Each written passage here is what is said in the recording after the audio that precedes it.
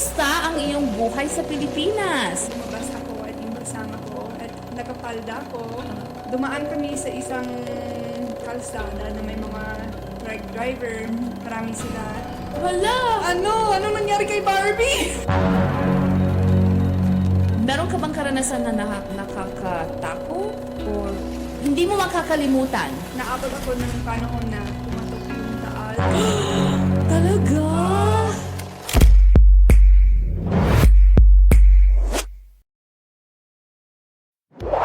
Welcome po sa Jigme School Tambayan. Ang ating tambay sa araw na ito ay si...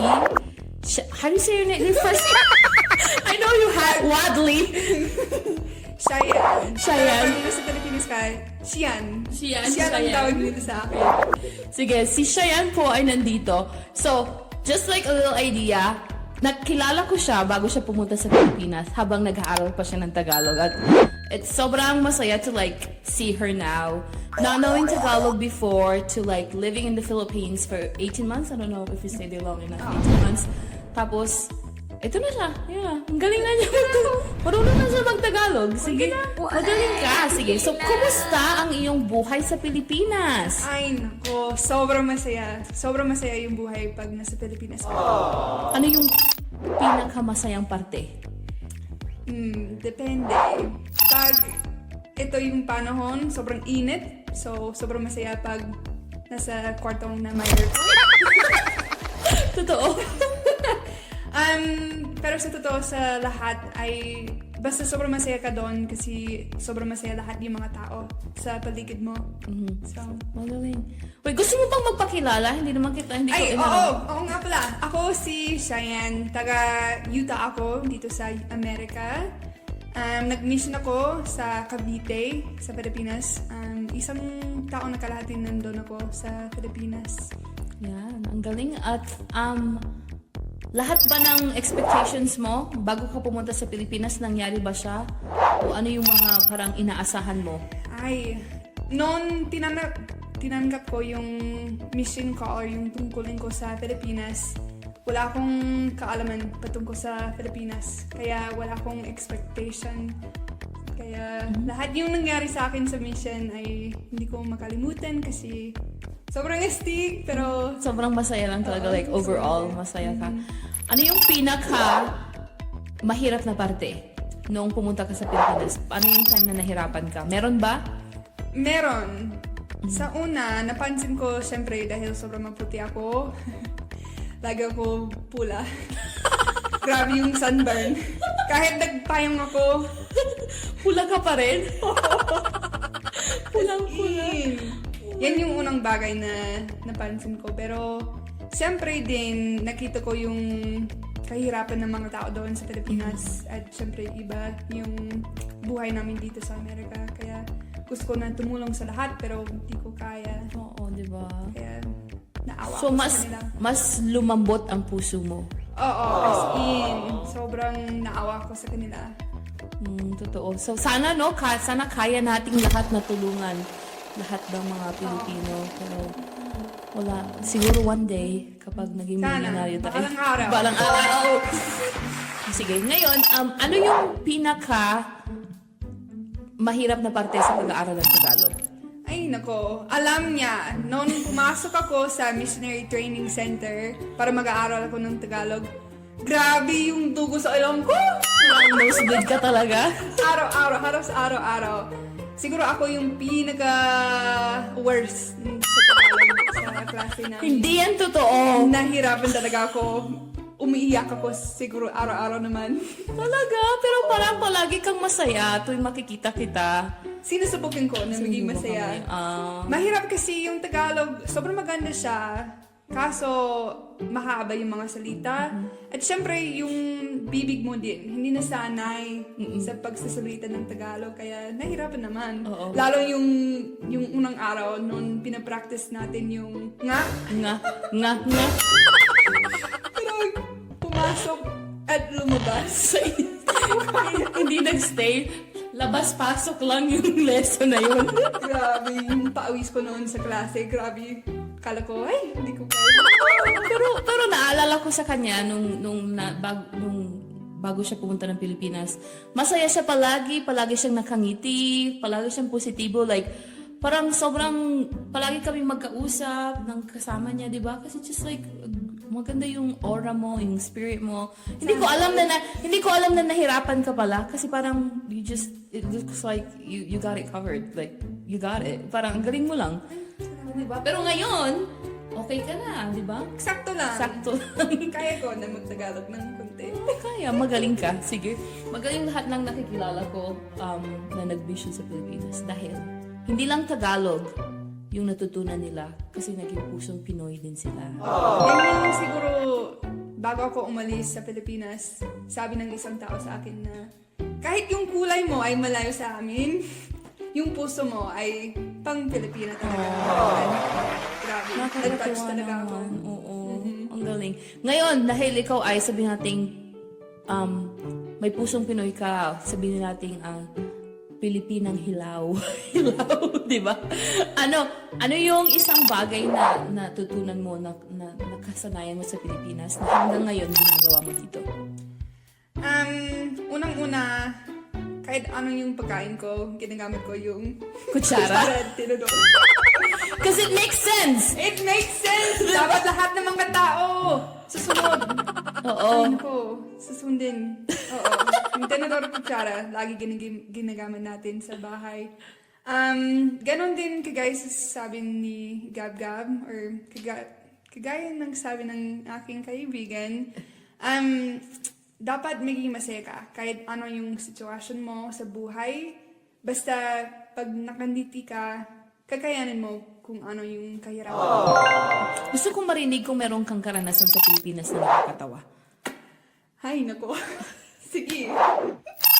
Marami. Yung isang naisip ko, galing ako sa isang bahay at lumabas ako at yung kasama ko at nakapalda ako at medyo mahangin sa labas.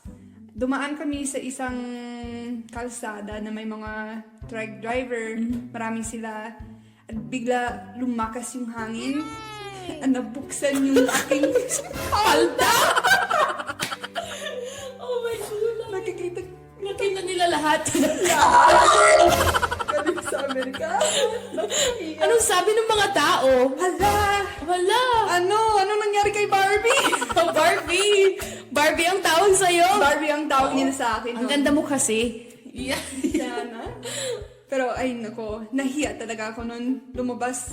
Ay, Parang hindi siya nakakatawa siya para sa amin, pero nakakahiya siya para sa'yo. Oo.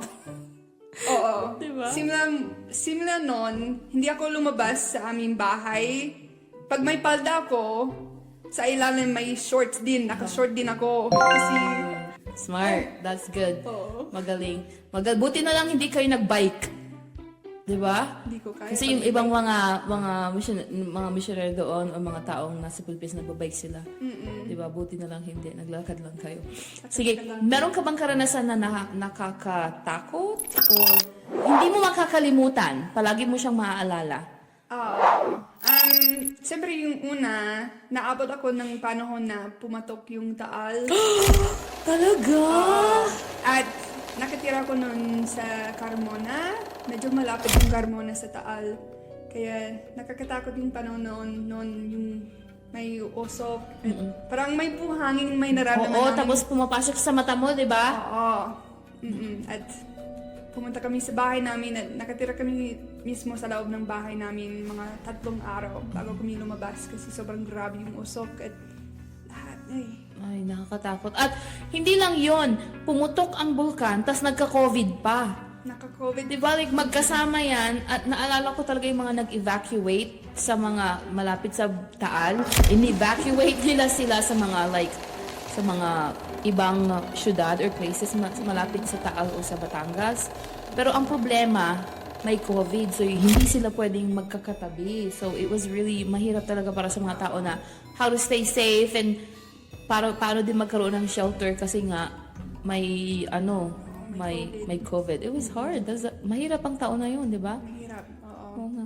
Pero ngayon, ano ang isang bagay na ipinagpapasalamat mo sa karanasan mo sa Pilipinas? Grabe. Marami. Yung napasok sa isip ko ay sobrang napapasalamat ako sa mga nakilala ko. Lalo yung mga kaibigan ko, si Angie, basta yung mga nakilala ko, di ko makalimutan yung kabaitan niya sa akin at yung kabutihan din. At nagpapasalamat ako sa panahon na nakilala ko yung kultura din ng mga Filipino. Kasi sobrang mabait kayo at welcoming naman kayo sa lahat ng mga tao. Oh, nga, salamat. Ay, like, did I just like agree that Ikaw yes, lang. that's Salamat ako sa'yo. you got it right! That's us! Ang galing. Sige, ngayon gusto kong malaman kung sino ang gusto mong jowa. Para sa inyong kaalaman, single, can you believe that? Single ang ating kaibigan. At kung gusto niyo siyang mas makilala, and put a ring sa kanyang I-message mo siya. I-message niyo po ako. Yeah. I'll get you, set up. Kayong dalawa. Sige, ngayon gusto kong magpakita ng mga larawan sa'yo at sabihin mo sa akin kung sino ang gusto mong jowain o Sige. tupahin. Jojowain o tutupahin. Sige. Jericho Rosales. Jojowain, tutupahin. Jojowain. Ganda. Tingnan mo yung ngiti. Dapat lang! Like, he's Jericho Rosales. I love you. Thank you. James Reid, tutupahin o jojowain? Pang-tropa siya. Yun yung naramdaman ko, yung vibe sa kanya. Oh, just magkaibigan lang. No. Daniel Padilla, Hey. not knowing what just like the whole issue and everything, kung hindi mo siya alam yon, jojowain. Hindi ko alam. Siyempre, jojowain. Grabe. Jojowain. Nakikita ba yung mga kanta niya? Oh! Nakikita niyo ba The House of Us? Oh Grabe. my God. Nalaglag yung puso ko sa kanya. Danielle, she's single. Okay, ito na ang chance mo. So, mahal yun naman kati eh. Mahal pa rin sa Joe. Sam Concepcion, jojowain o tutropahin? Jojowain. Dapat maganda yung boses niya, lalo yung sa kalsada. Kakantahan ka niya palagi. Oo. Nandyan ka na naman. John Lloyd, jojowain, tutropahin? Ito nga kasi si John Lloyd, pang-tropa siya kasi parang tatay ko siya. Medyo matanda na matanda siya, siya. pero din. Gwapo naman. Yeah.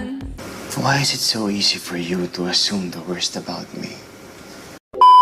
Sian Lim, jojowain, tutropahin? Jojowain naman. Jojowain, yeah. Magiging maganda yung like lahi nyo. Yung mga baby. Baby namin. Sige. Sikat sila. Of course. Paulo Avellino, jojowain, tutropahin? Tuturbahin. Sige. Coco Martin, jojowain, tutropahin? Jojowain. Hindi naman. Coco Martin!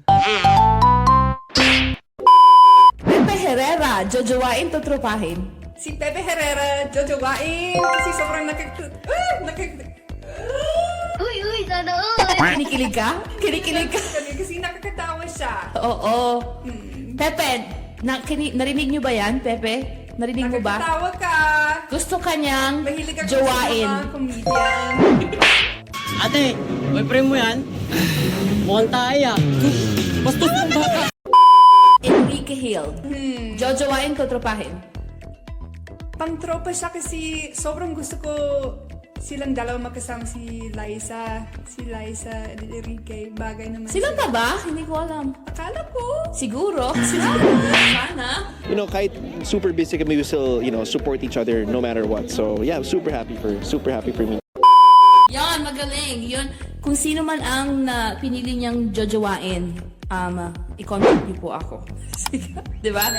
Yeah. So, let's do like 1 minute game na fast talk. Sige.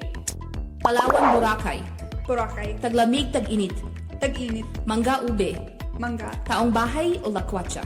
Lakwatsa. Ben and Ben or Juan Carlos. Ben and Ben. Coco Royal. Coco. Langka o durian. Langka. Dagat o bundok. dagat. Filipino-style spaghetti or American-style spaghetti? Ay, pag Filipino, Oh, sapatos o chinelas? chinelas. Masaya ako dahil... Dahil nandito ako kasama si Cherry. Oh! Okay. Pagkatapos dito, pupunta ako sa... Baba kasi may pagkain dyan. Kakain ako mamaya ng... Adobo sana. Ang paborito kong pelikula ay... Di ko alam. Hindi ko alam. Skyflakes or Piatos? Skyflakes. Skyflakes. Kung pagkain ka, ano ka? Hamburger. Kung inumin ka, ano ka? Kung drink ka, ano ka?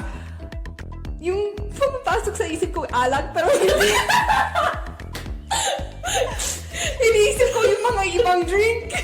There's like Coke, Royal, Pepsi, soda. Lahat nawala. Wala. Alak lang yung naisip ko. Hindi ako alak, promise. Ano? Yung totoo, ano? Coke. Coke, sige. Gusto kong makadate si... Daniel Padilla. Hindi totoo yung mga sinasabi nila. Oh, may condition. Sige, babalik ako sa Pilipinas sa... Sa sunod na taon pag may pera, Mahal ko ang Pilipinas dahil... lahat ng mga tao ay mabait. Oh, salamat! So fun. Gutom din ako. And this well.